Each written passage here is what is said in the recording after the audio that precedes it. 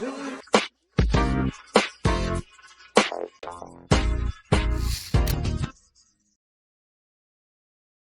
cold, I'm exposed to the street. I could never know this gonna be. All right, let's go ahead and get started. We do have some heat up here. I'm going to make sure. We got the bar back there. All right, welcome you guys to Bro You Good Podcast Live. Thank you all. Let's give your help to clap for help. I cannot talk. What the hell? Well, I did just take 2 shots, so. But my name is Anthony. I am a part of Heavy Hitters Pride. Thank you all for coming. We put together this weekend Winter Explosion for the arts in the community. So that goes to drag, pageant, singing, creatives in the space of podcasting, poetry, things like that. We want to center around the arts, and this is our way of the community to bring together. Of course, our board members are part of pageantry and ballroom in fact. So we wanted to reach out to Cassius to come be a part. Cassius has always been a good friend of mine. He gets on my nerves, but I love him too. That's all you can attest, baby. But we have a great time together, and he's just such a loving person who gives positive energy, and we wanted to spread that joy. So, without further ado, I'm going to bring him up here. Let's give a warm welcome to Cassius Clay. Thank you, Anthony. I really appreciate you and Heavy Hitters Pride. And thank y'all for having me for y'all Winter Explosion. I'm so excited to get started. You can chose anybody else, but you chose little old me. So thank y'all for attending. Thank y'all for coming. I'm going to go ahead and introduce my panelists, my guests today. First up, we have the lovely, married, Larry Hudson Neal. Come on up here. I'm the Price is Right. How you doing, friend? Next up, we have Tidy Capri. You're going to run away. Keep your poses over. And now we also have the lovely, stylish, and gracious Jeremy Smith, everybody.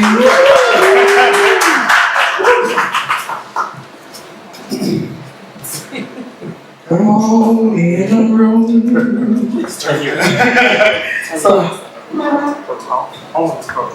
So how are y'all doing today? Am I good? All right, here we go. I'm doing amazing. Y'all good? Pretty good. Got it. So today we're going to start off with just really talk about what the theme of this episode will be, and it is desire, healing, relationships, and being fully open. As me and Messiah like to say, we go through many different things, and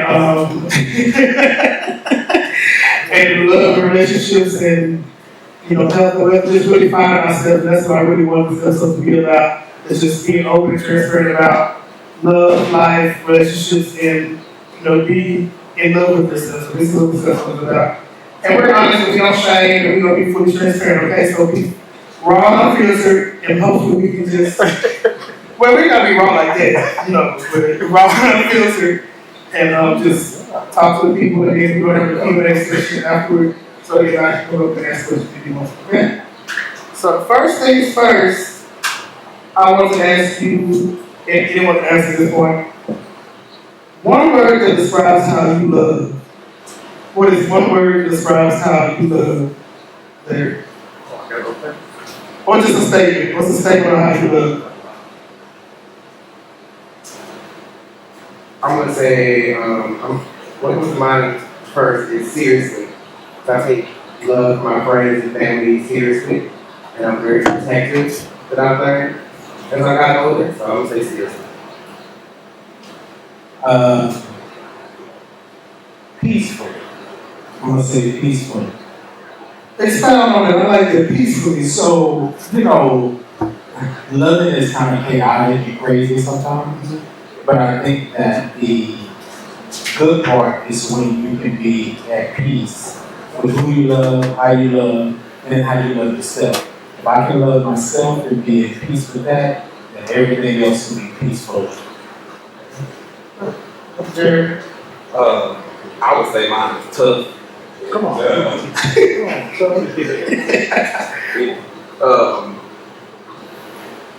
It come off as mean, of course, to most people, and definitely people in here that know me. It come off as mean, but I don't know no other way to be. I didn't have a soft upbringing, so that's what I give out. It's not to hurt your feelings. It's just that's my way of love. That's my love language.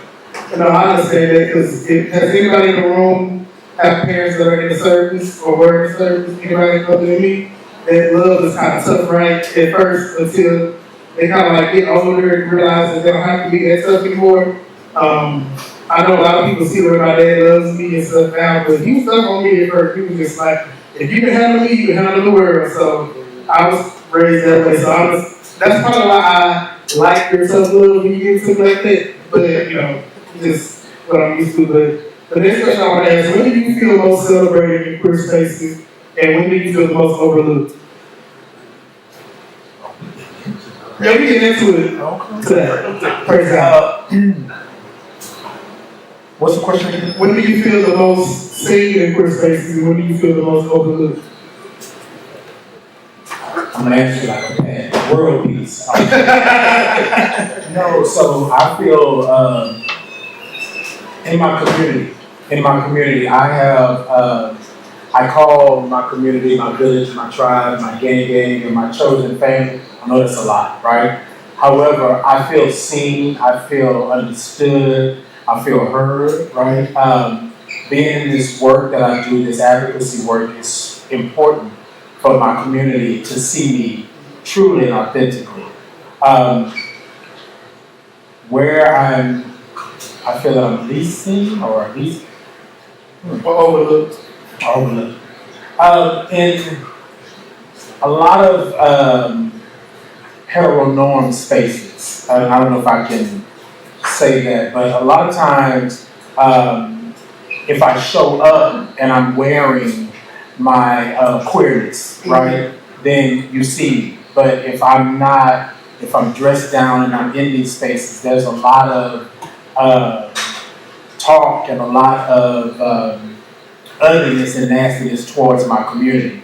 So a lot of times I don't go places where I'm not seen, but I do show up, you know, living my queer life. So I think in those spaces, I think we need to do some work in that. I don't know if that's a global thing or, you know, but yeah, in those spaces.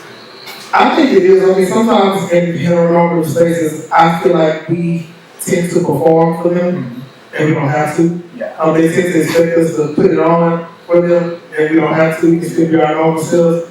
And I refuse to perform unless I'm getting paid. So, how many of y'all ever experienced going into heteronormative spaces where they expect you to perform like, yeah, go ahead, like it's tired, and I'm over it. So I hate that.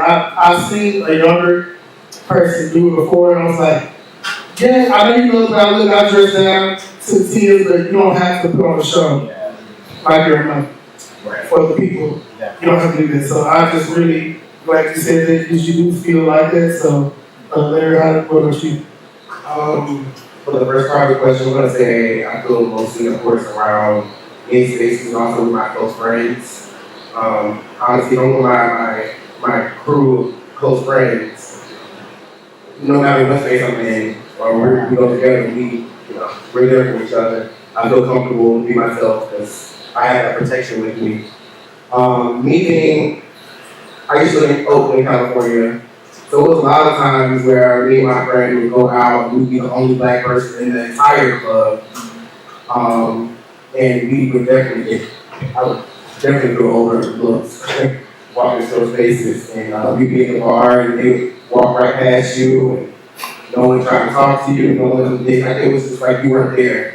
I don't really feel that at all anymore living here in Houston now, but that was the one time where I felt I guess I would say white gay spaces. I don't feel seen. Right. Yeah, unless you're the token black guy and you got, a six pack and you look how they want you to look, then they'll try to talk to you. But other than that, And I'm glad you brought that token black out up, because that's one thing that really hurts me. And then my friends / coworker talking about this at work. Has anybody ever been on others alive before, or just in my space that you might see less of us in? Have you noticed the way that maybe that token black person looks at you like you're supposed to be there?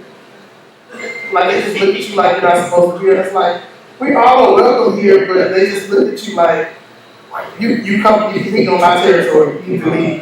And I just hate that, but I understand, because they just feel like they want to be that token black person for the white crew. There's always that one black friend that's with the white friends, like on Stranger Things, so there's always that one with the haircut that's not always the fault. So, I understand what you mean there. Yeah, it's like crazy. That goes to what you said though about like people performing. That's them performing to get attention. I mean, you, Cassius, you know what my outside life is like, but I don't perform. So even like to your question, I feel the most seen and loved around my friends because like all of them know I'm gonna do anything for them. If it's their birthday, I'm gonna show up for the most part. But then like I don't ever have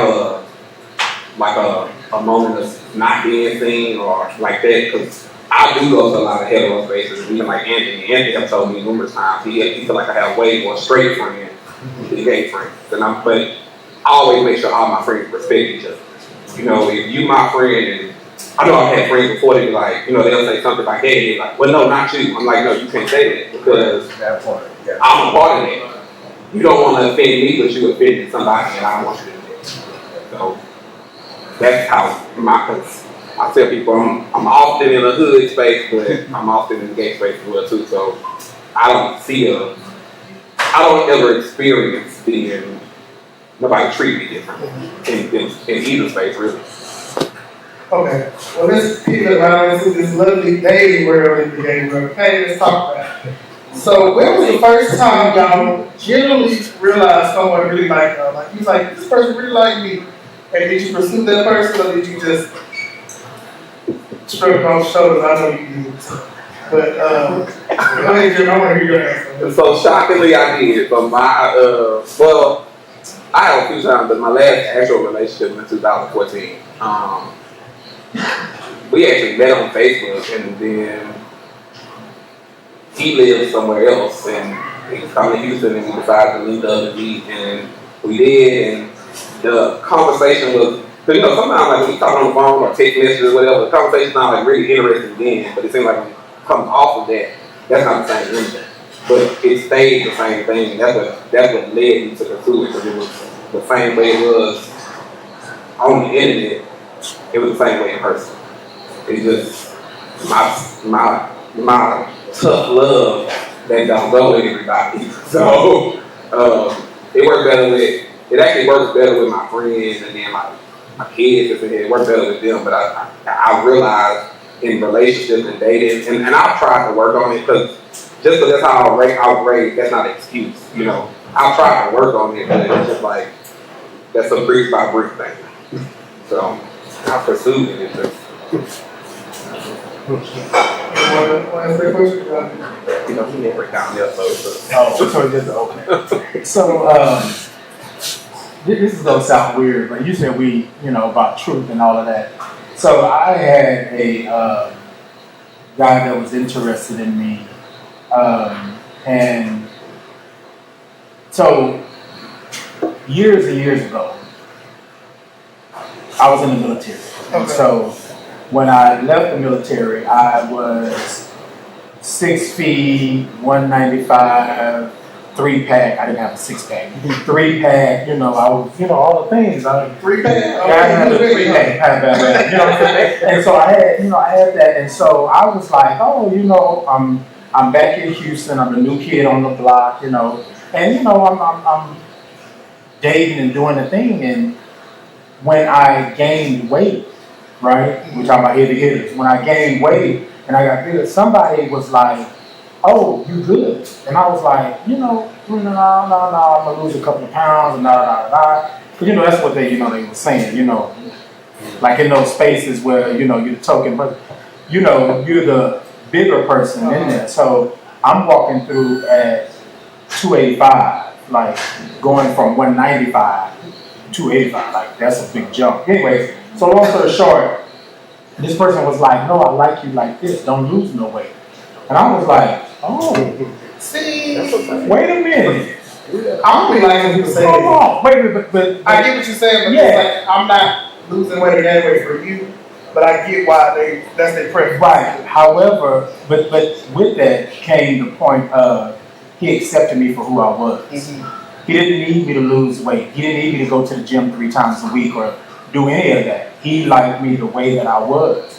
And then here I am, right, at that point in my life, trying to lose weight, It wasn't no diabetes or hypertension or none of that. It was just, I was just bigger, And then he was like, oh no. So when he was grabbing on the things and, okay, he was doing, okay, when he was like, okay, this is all good. I want to nestle all up in this. I was like, Oh, come on now. oh, okay. Like everybody do say, lay on my, but that's when I realized, like, somebody, like, we always think that we got to look a certain way, be a certain way. That's when I realized that somebody loved me for who I was. As long as I was secure in my own skin, right? Somebody out there was going to love me like that. So that was my start. That was my beginning, like, oh, right? And then when we were out, like, around, they were all up under me. Like, it was one of those things to where I was like, wait, and you want to show some public affection and all this kind of, like, yeah. So that was it for me. No, I understand with that and connect with that because nowadays, I mean, when I was small and my head was big and my body was small, I wasn't getting hit on that much, right? Back in the 2018, 2019, 2017, when I was like small myself, trying to be like a rabbit. Right. Mm-hmm. Right. I was to my best friend and he sniped his head. I'm like, girl, I'm hungry. He said, you eat like a damn rabbit. Eat that rough. Nowadays, I get touched on everywhere I go. Like, I don't know what it is, but I know who it is.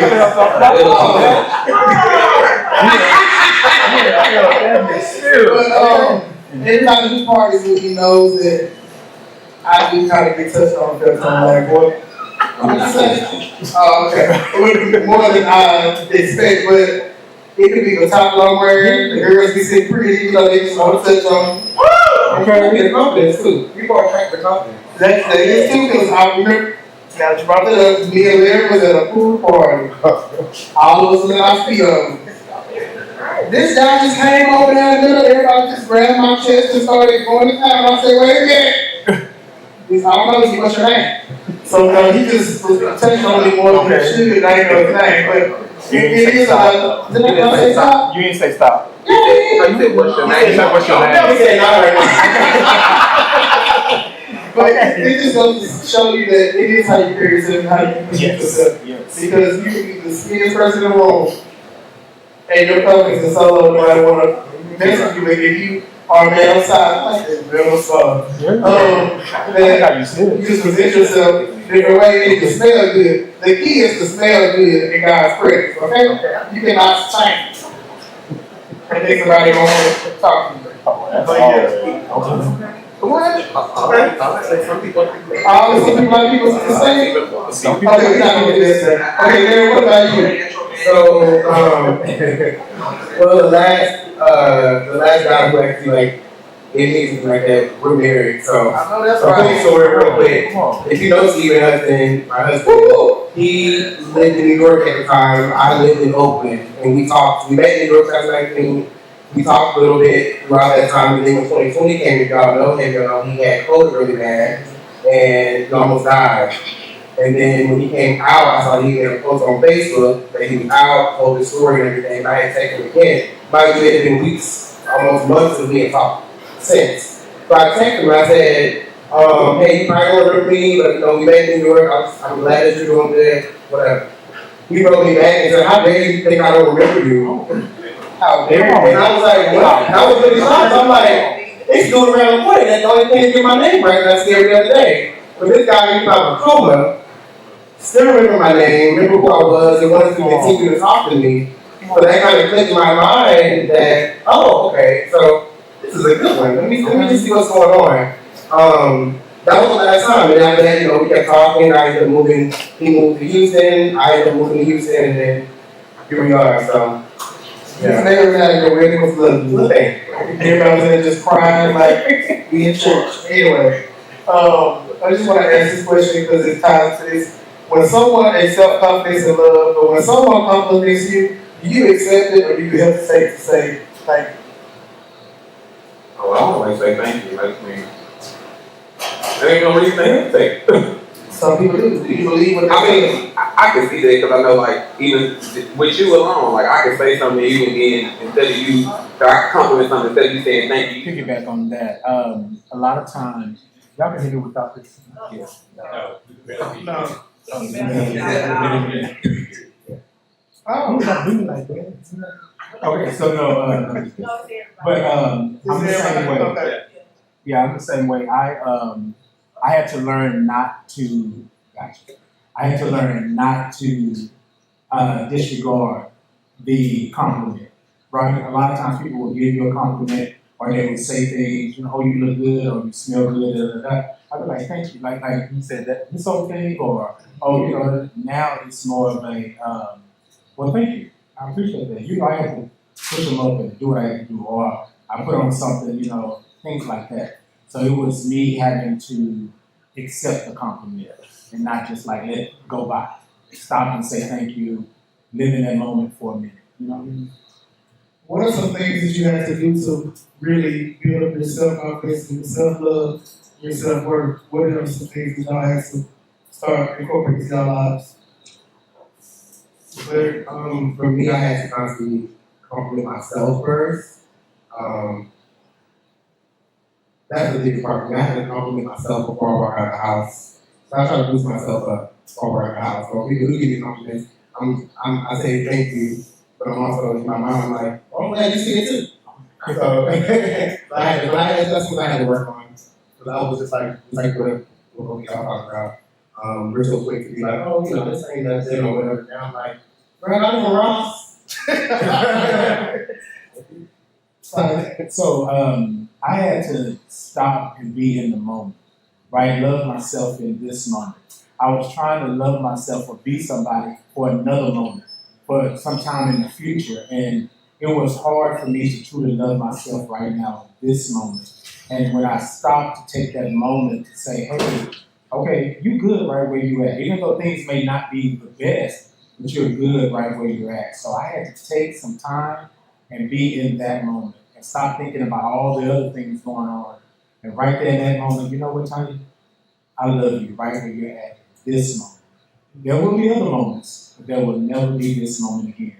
So love yourself in this moment. I think for me, it started with my mom. So my mom always basically told me to be prepared to be let down.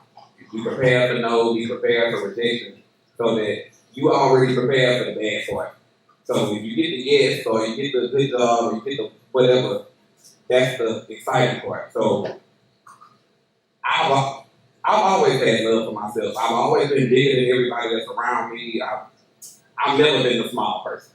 I know I told Anthony one time we talked about when you're younger wearing a size husky. I didn't even know they still made it. Then I found it for a kid. I was like, oh, I didn't think they still had that with them. So I didn't. It wasn't a thing, and it also was a thing of that was one thing my mom always did. If you want to look nice when you go out, and she always complimented me. So that's what going out for me was. And just as I got older, and I remember one time somebody told me I had too much self-esteem, and I was like, wow. Yeah. I'm like, I think I'm like, I don't know if it's too much. If I got too much to be around you, that's fine. You can go. But this is what it is. I've been told that before too.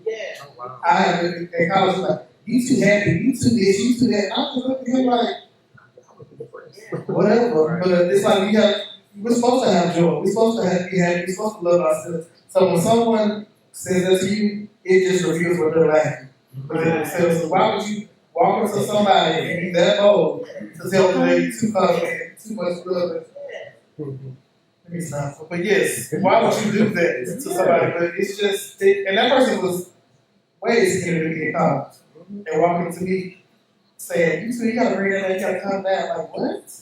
You know what though? I have this thing that I always say, you know, like they talk about, when we always talk about the perfect people with, you know, you gotta have like this look, this, you know, this and the third. I'm like, all them people ain't got nobody either. So if that's what's gonna get you somebody, y'all ain't even got each other. So I think it don't be more so that. Like you said, it's the confidence. And that person, they, you know, visually they probably look like how you were saying with whatever the standard was. But mentally and after that, they, you know, y'all ain't got this. You mad because I got it. And I love the scenario you always bring up. He said everybody wants that gym stick, everybody wants to have, they all in the gym with each other, and everybody's single, everybody wrong. Okay. So what is really going on? So I love when Jerry says that to me because it's like, if you want that stick, what's going on? Y'all all in the same places. So it's something lacking, there's something that, so people need to start asking themselves, yes, you want that, but you want something, you want something deep. You want somebody to value on a different level. And sometimes it may come as a man of size, I'm just saying. But you know, just branch out a little bit.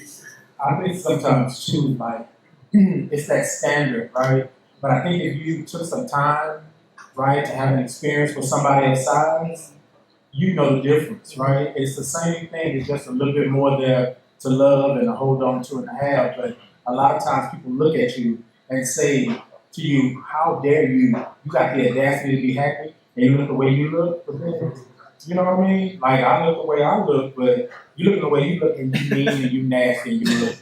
You know what I mean? Like let's make it serve. Just like make it make sense. You know? You by yourself. You know? And I got a lot of hard questions that you know I like to bring something in sometimes. So. Well, this is my time.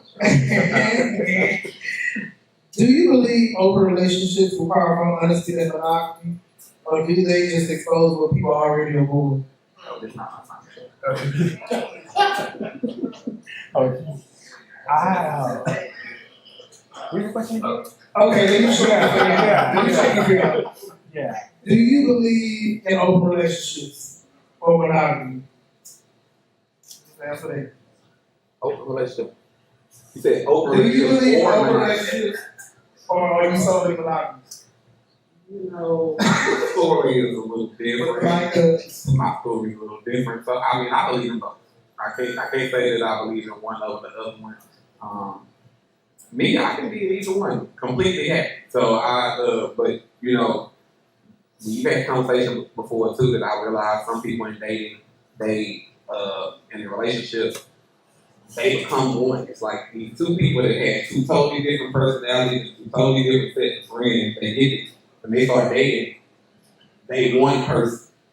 I'm like, you don't have your own identity no more, and that's become my thing. And like I always tell them, I feel like me and my significant other, we need two totally different areas. we can say right next door to each other, but in the same house, no. So, you know, my views on that is different. So you're not Shirley Rouse. Oh, and she said that I was excited, so everybody thought I was crazy for saying.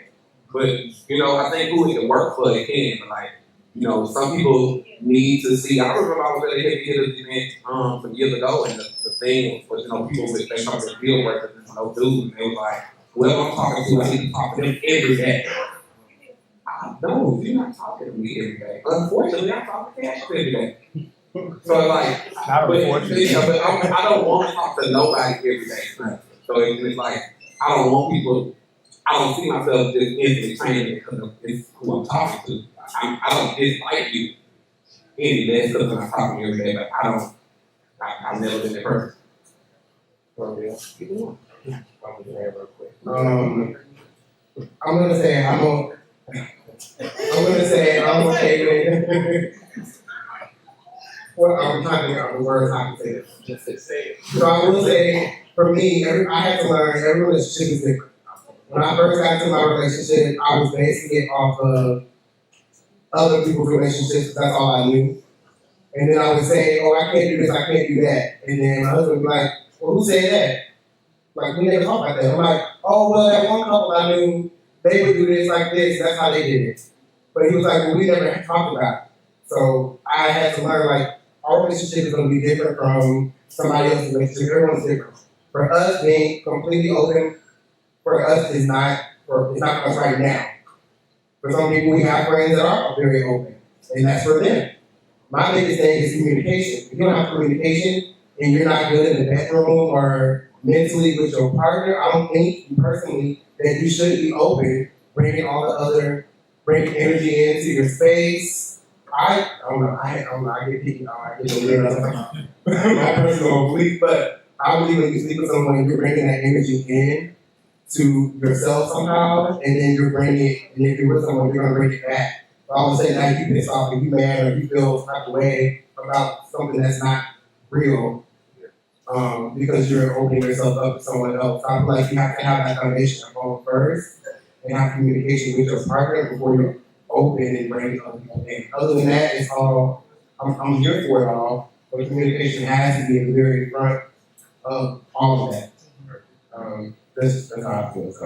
So yeah, I'm gonna piggyback off of that. In this moment, I'm monogamous. In this moment, but who's to say what'll happen if I get involved with somebody else down the road? Or the question comes up. But right now, in this moment, it's me and you. We down like 4 flat tires. We ain't going up. You know what I mean? Like that's what it is. But if somebody was to bring that into communication and say, hey, this is what I like, and then give me the option of whether or not I want to go through with it, or then that's something I can look at. But right now, in this moment, it's me and you. Well, I tried it. Which thing?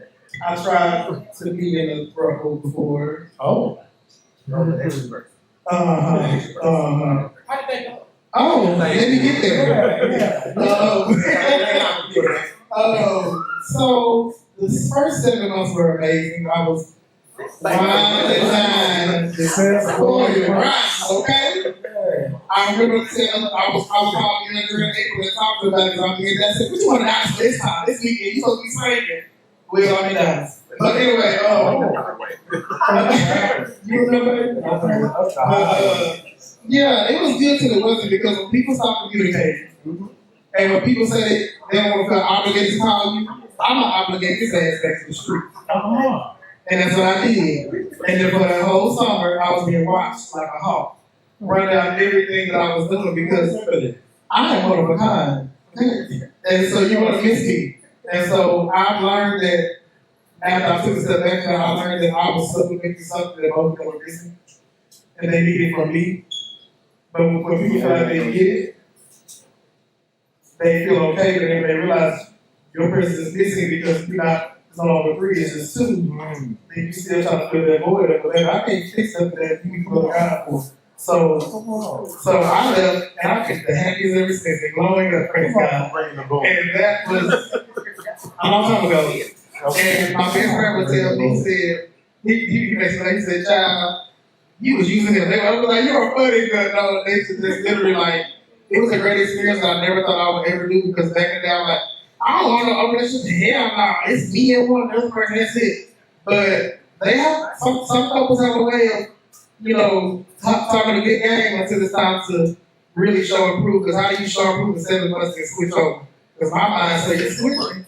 So somebody else is in place. So I'm going to move around and I'm trying to circle the block. And they did. It didn't work out.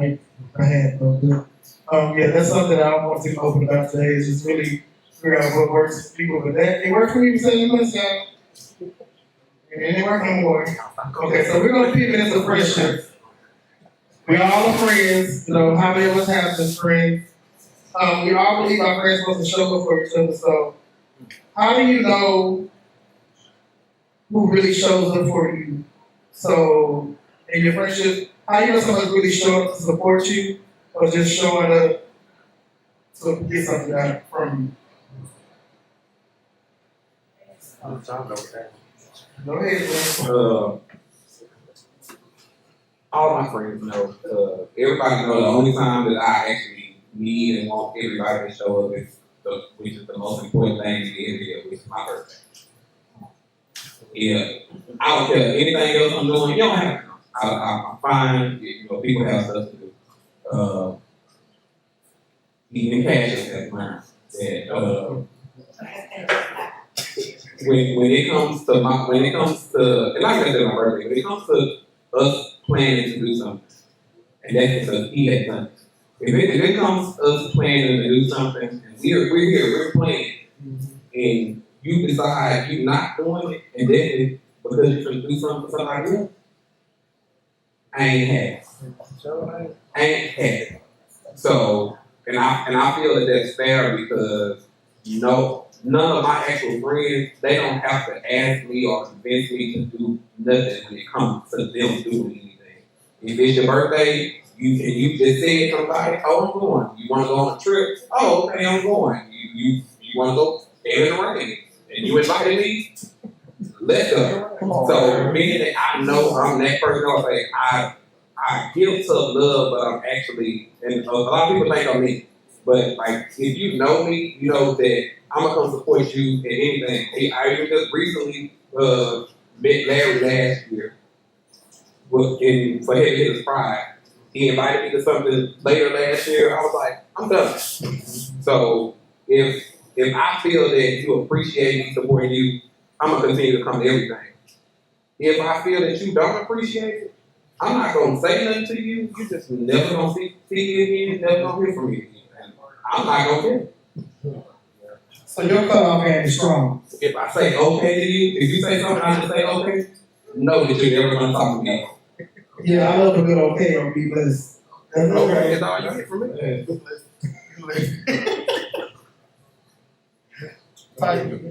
Yeah, I'm the same way. So I don't have that issue anymore because I've vetted all of my people, right? I have people that have been around me for 10, 15, 20 years that hold me down. So I don't really look for that. But my cutoff game is strong as well. You got one good time. You know, that good time. You know what I mean? That good time to do something wrong or like not be there like I would be. I don't expect you to be there like I would be there, but I do expect you to show up. If we say we friends, if we down, you know what I'm saying, like we rolling like that, then we good. But the moment that you get out of pocket, get out of character, do whatever you do, I'm done. I'm done. And it doesn't just extend to just friends. That's family. That's all of that. Like you have to really be in it. Because I'm gonna bring my A game for you every time, right? Because that's who I am. And then I don't expect for you not to show me any consideration, anything like that. So I vetted playing fields, and it was lonely for a while because a lot of people were just there just because. Yeah. And then as I started moving in certain circles, certain people were like, why would you do that? Why would you go there? Well, I don't think, you're not acting the same. You're not the same anymore. I'm like, but I'm growing, I'm living, I'm thriving. So, like, what's going on here? But then it was like you said, I was like, oh, okay. If I give you a oh, okay, We done. we're done. We're done. It'll be 10 years later and you'll be like, oh, you stopped calling, you stopped talking to me. Oh, okay. I think it's a blessing to have friends that allow you to grow Yeah. and don't try to keep you down in a sense. And I'm blessed to have those close friends that do make you allow me to grow. They support me forever. Whatever I want to do, they support me. They don't change it. But I've had people that may feel like we changed and they don't know how to operate around the newness of you. But it's all about learning and adapting. We all are growing. We all have to be our friends and our friendship room to grow. And I think that's where the tension comes from. Is when one person doesn't want somebody to grow because they feel like they're not growing or they feel like they want to keep everything the same. But why being the same is boring. Yeah. So we have to allow each other room and grace to grow. And that's what I really love about my chosen family. And since I say chosen family, what is one thing that your chosen family has taught you in your walk, in your adulthood? So, that to be open-minded. I have a lot of chosen, even family that's chosen. But a lot of times we don't all show up at the same space the same way. And so being in my community, my LGBTQIA plus community, I had to learn certain things because I show up a certain way.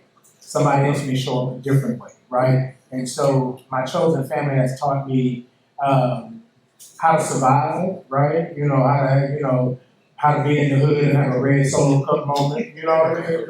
How to, down on my, you know what I mean? Like, I know my chosen family on that, but then I also have a chosen family that, will let me know, hey, you know what? We here for you. Put that down. You ain't gotta do that, you know what I mean? But it's about how you show up. And my chosen family is vast. Hetero, trans, bi, red, short, tall, big, small, like all of those things. And so it just taught me that I had to really open my eyes to see people for who they were and where they're at in this moment.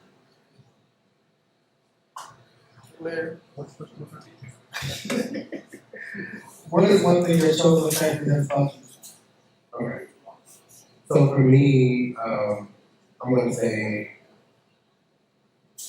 that I do have talent. I second guess myself a lot. And I have people around me that are constantly telling me, you can do this, especially, you do this well, Ashley. So I always like, I can do that, or I see something online, like, I can do that, or I can do it better in some type of way. But I say against myself, but I definitely have friends and family that push me. I never felt like I got that when I was growing up, but as an adult and having a really good circle of friends around me, I get that a lot. Last night's going last year, and during this time, we go something together, we go make something. So I'm like, people like that's like constantly talking about it, right? I want some. I'm retired. There's a sewing teacher. Yeah, it's a teacher in here that, Look, I want some. right. Okay. So, as a lot of times, emphasized, we always seem to be the funny one, the joyful one. But do your friends just let you be? Like, do they allow you to be? You don't have to put on just be yourself. Do you feel the pressure anytime to be the strong one, or the funny one, or the emotional support in any of your friend groups? I don't feel pressure, right?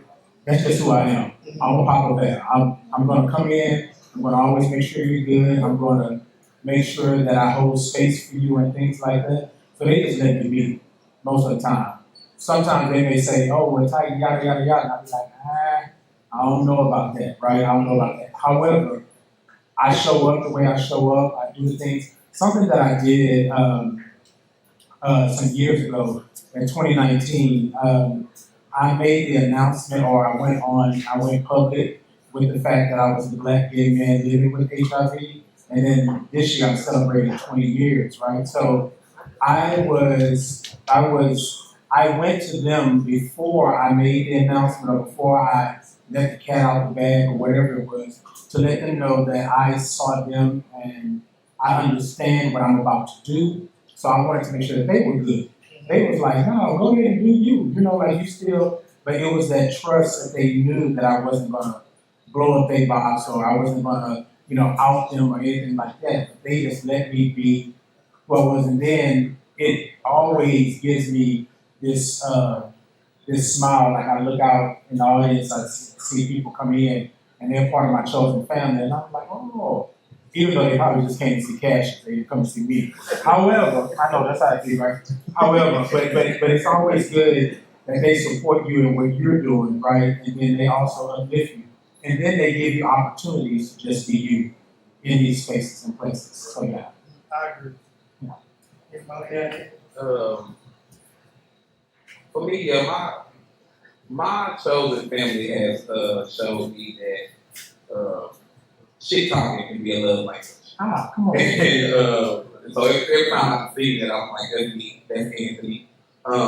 We don't. That's what we do. And so it's like, if we able to shit talk with you and you don't take it personal, you don't get your feelings about it, then I know that we cool. You know what I'm saying? It ain't a You know, some people you shit talking, you just saying, you know, whatever it is, and they get offended. I'm like, we're friends. I wasn't saying it to attack you. Because me, I say shit to really hurt people's feelings. I'm like, my friend, I didn't do that to you. Because we friends. You know, so that's one of the things I learned about my chosen family. And even like in the last year, I've lost long time friendships. In the last 2 years, I've lost long time friendships. People that I traveled with, slept in my house, I cooked for this, that, and third, and then randomly replaced with somebody that I didn't, out of nowhere, that I didn't even know. And I feel like I'm closer to that person than I was to them people that I had shared the experience with. You know, so it's like my new chosen family, I feel like that's my family. That's gonna be with me for the rest of my life. And that's beautiful because sometimes we think that people are going to be there from childhood, from college or whatever, but it's something about meeting people at the place of your wholeness, that you meet them whole and you connect with them after you're healed and whole, and that is the family that you're supposed to be with. Because broken people and whole people really can't cohabitate. Because somebody's going to try to bring you back and remind you of your past. And, baby, I did it, and I'm over it. Let's move forward. So I admonish everyone to use the sleep wholeness and seek people that are whole in the room, because that is the best thing you can do is to find friends that are like that for you. So before we get to the Q&A where y'all can ask questions or whatever, my last question to y'all is, what truth about your desires took you the longest to admit to yourself? So what is the truth about how you like to, of your desires in life, you really wanted to finally admit to yourself that's really what you want in life? I don't know what I want. I mean, I know what made me realize that I did want. Okay. I mean, my desire, my life's still going on. So, you know, whatever I haven't achieved, it's still getting on my way to feel that. But I know, like, dealing in certain situations or working with certain people, like, when I tell people I retired from someone, I mean it. So, you know, and it was situations that I was in. It was situations that I was in, and even I'm like, okay, I'm gonna try it. I'm trying it. I don't want to do this shit. So, you know, it even got to the point where I was like, I ain't gonna do nothing for y'all. Y'all see me, I'll meet y'all. But then I was like, I don't need to say that either. I can just not do it. And I knew that I did not want to do it. So. No is the answer. Yeah, it's a complete sense. Larry?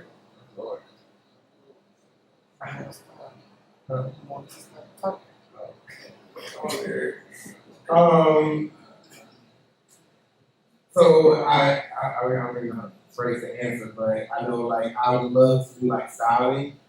I say it for people, but in my mind, I really like to just play dress up and go clothes. Come on.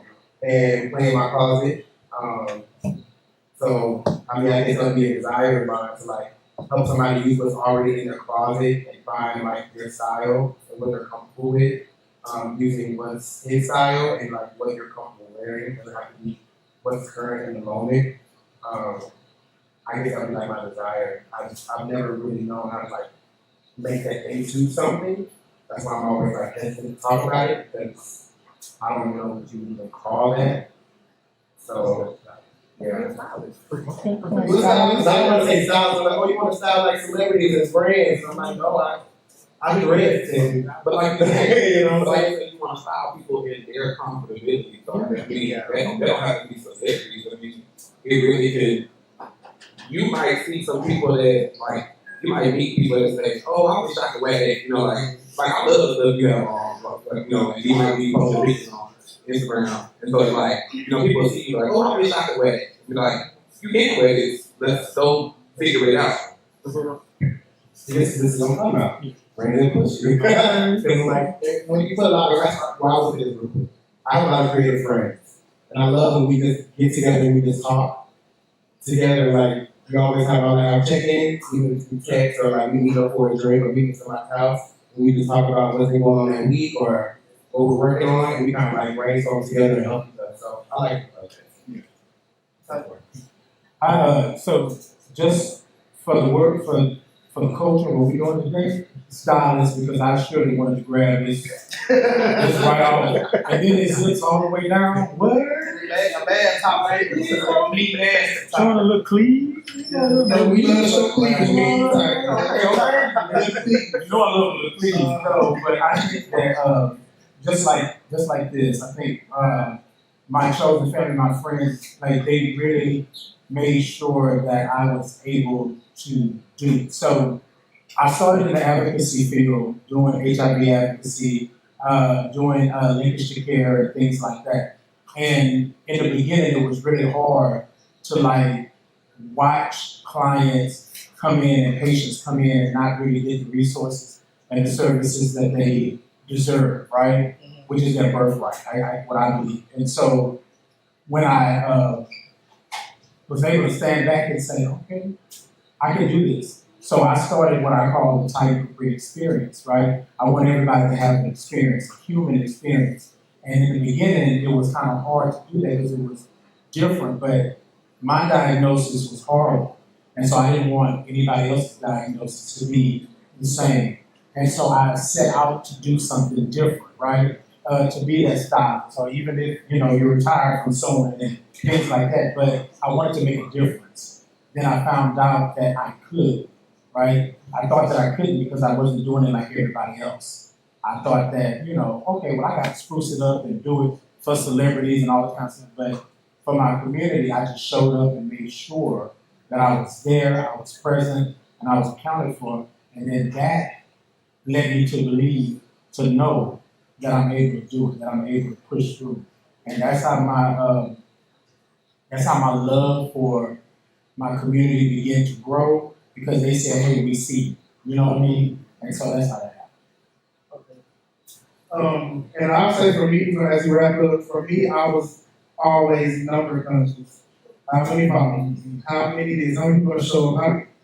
Why am I having 3 million followers? How many impact this many people? But I've really learned over these last couple of years to focus on who you're impacting, and the people are going to show up regardless because they believe in what your vision is and what you're doing. And so as long as I'm making an impact on touching someone's life, my legacy in my life is not void, because I'm going to leave something here on this earth. So that's what I've really been intentional about this year. Last year, of course, just being intentional about showing up and knowing that I can do this shit because I've done it. And the proof is in the pudding. Okay? So I can do this. And that's what's really about, because I went through something last year, people leaving me, people, counting me out and all that stuff like that, just speaking ill of my name. But I've learned that through all of that, I'm still gonna thrive. Okay. Because I got good stuff. And I got good stuff. So that's passions. So tell everybody where they can find you from on social media. Where they can find and follow you. My Instagram page is Rise of Day. I also have a baby business. My baby business is Good Feeling Goodies. So it's good _ feeling _ goodies. Okay. So I am Ty Capri pretty much on all social media. I do have a morning show that I do every Tuesday and Thursday at 8 a.m. Central Standard Time. It's called Type in the Morning. We just have some fun and all of that. If you type in Ty Capri and whatever search engine you in Google, I should pop up. I should pop up. My Instagram is number 4 ever EVER Laray LARAY. Yes, where you can find my Instagram. And you can find me as Passions J Clay on Instagram, as Clay on Facebook, and if you want my Twitter, come talk to me. Thank you. All right, thank you so much, everybody, for coming out and supporting a really good podcast.